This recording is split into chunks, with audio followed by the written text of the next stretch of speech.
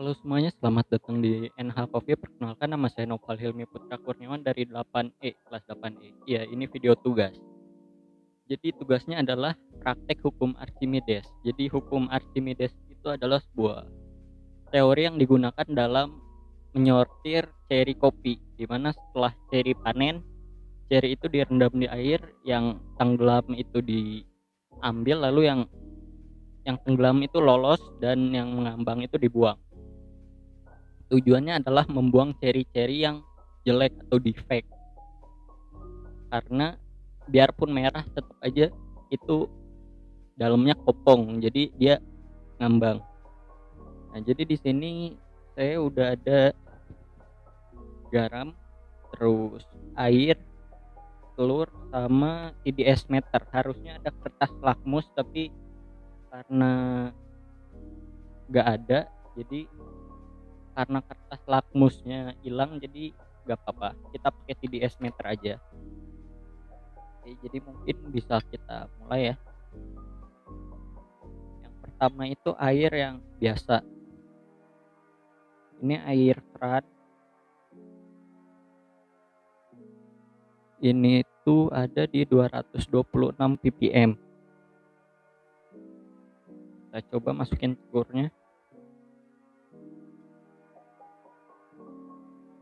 Telurnya ada di dasar.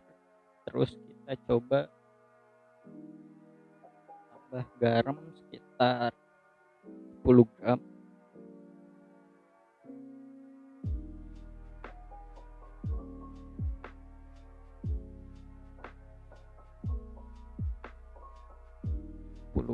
Terus kita kocek.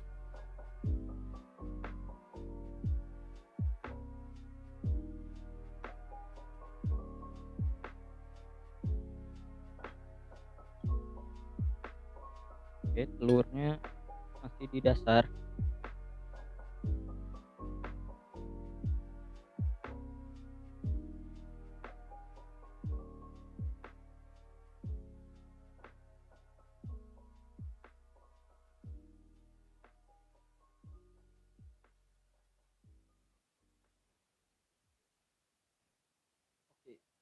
Masih di dasar, cuma telurnya agak naik.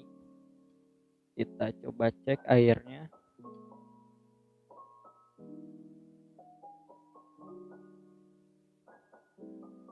Oke, airnya ini sekitar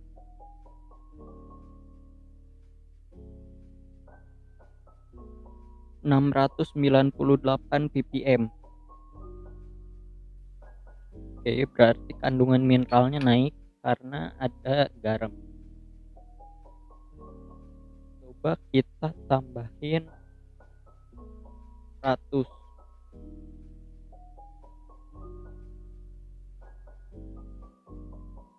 Coba kita tambahin 100 gram garam.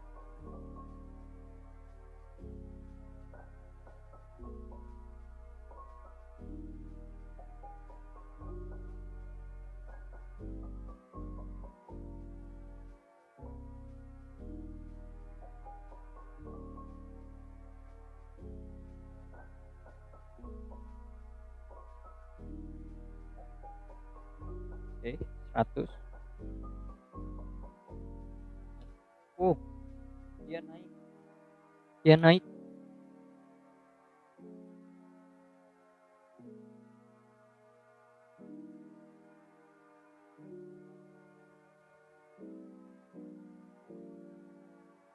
Kalau tadi ditambah 10 gram garam ada di 600 ppm, berarti harusnya sekarang udah di atas 1000 ppm.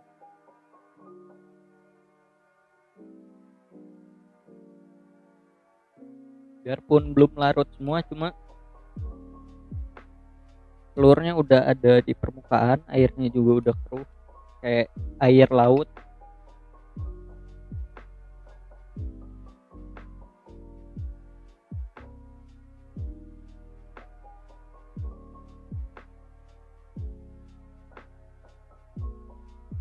Kita cek lagi ppm-nya.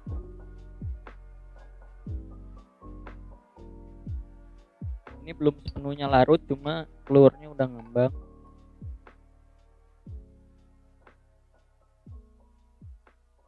Oke, no. Sekarang ada di kita ini 380 kali 10, berarti ini ada di 3800 ppm.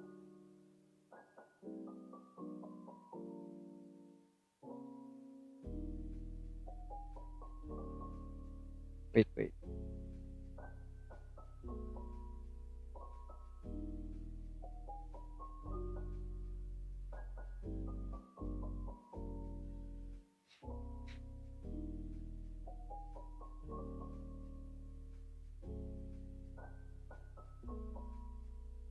ppm TDS meternya sampai TDS meternya sampai error. Yap, TDS meternya rusak.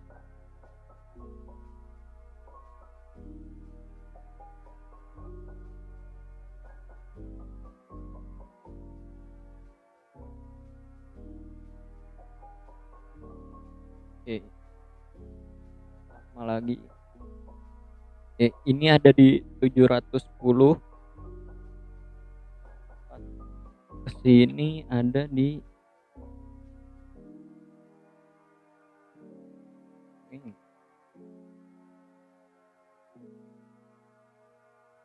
Yap, pakai air ini TDS meternya langsung error, berarti di luar kemampuannya, dan telurnya juga udah ada di permukaan.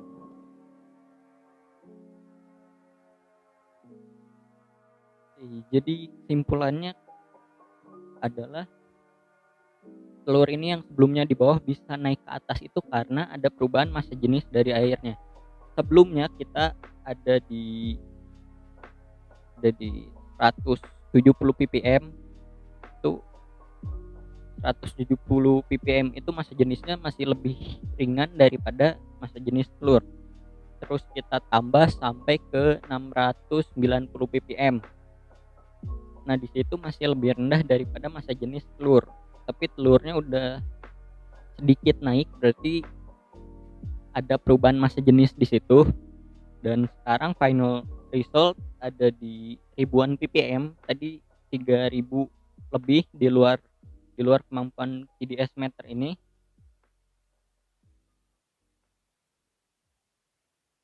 Di luar kemampuan TDS meter ini, dan massa jenisnya jauh lebih berat daripada massa jenis telur.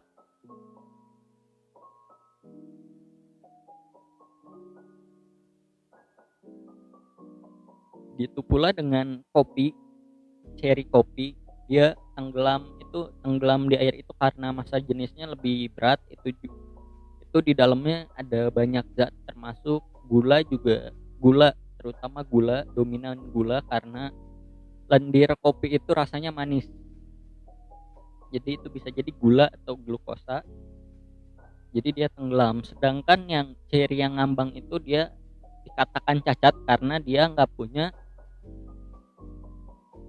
sebenarnya itu masih oke aja, cuma itu kandungannya nggak sebagus yang tenggelam, jadi dibuang karena hasilnya juga nggak bakal sempurna,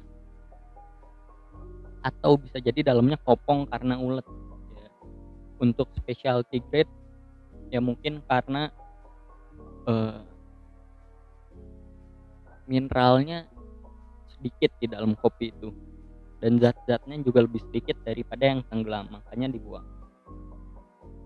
Nah, hukum Archimedes ini selain di penyortiran kopi diterapin juga di kapal laut, kapal selam, balon udara juga diterapin.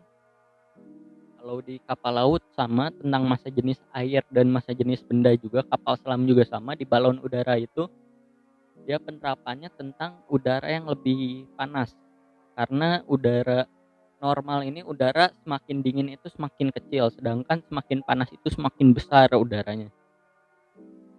Dan udara yang semakin besar itu bukan semakin besar, semakin renggang jarak antar udaranya, makanya dia lebih ringan.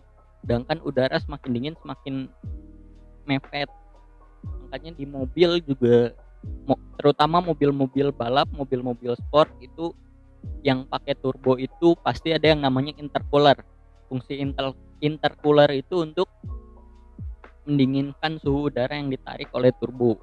Kan gesekan di turbo itu kencang, PSI-nya tinggi juga, jadi tekanannya tinggi. Jadi karena pergesekan yang tinggi juga udaranya memanas. Nah, di intercooler ini dinginin dengan cara sama prinsipnya kayak radiator. Nah, didinginin juga sama udara yang lewat. Terus udara itu dialirin pakai pipa sampai masuk ke piston. Nah, fungsinya intercooler itu biar udara yang masuk itu semakin terkompres. Jadi oksigennya juga semakin banyak, ledakan pistonnya semakin kuat. Kalau udaranya itu panas, yang udara yang masuk itu semakin renggang, semakin renggang, oksigen yang masuk juga semakin sedikit. Makanya ledakan pistonnya nggak sekuat kalau udaranya dingin. Nah, mungkin segitu aja untuk video singkat kita kali ini karena ini tugas. Sampai jumpa di video yang lainnya, and goodbye.